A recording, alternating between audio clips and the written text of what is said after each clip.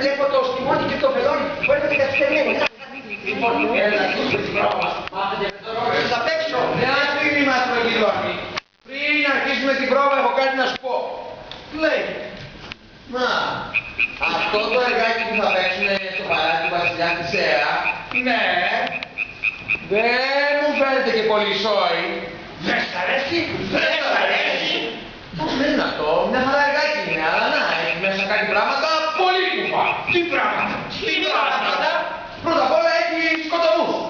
Δεν πρέπει στο τέλος ο πείραμος, δηλαδή εγώ, να τραβήξει το σπαθί του και να σκοτωθεί. Έτσι δεν είναι.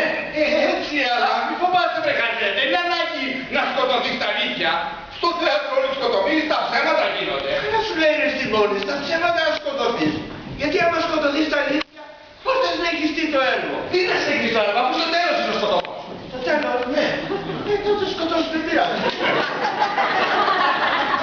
Δεν το καταλάβω. Δεν το λέω για μένα. Εγώ το ξέρω, δεν θα σκοτωθώ στα αλήθεια. Τώρα. Το λέω για τις κυρίες και τη βασίλισσα που θα δουν την παράστασή μας. Γιατί δεν είναι σωστό να τραβήξουμε σπαθιά και να δείξουμε τους σκοτωμούς μπροστά σε τόσες κυρίες. Α, καλά λέει. Θα το βάσουνε. Θα αρχίσουνε να τσιρίζουνε και θα χαλάσει η ατμόσφαιρα. Και τι να κάνουμε αφού έτσι είναι το έργο. Τι να κάνουμε, παιδιά.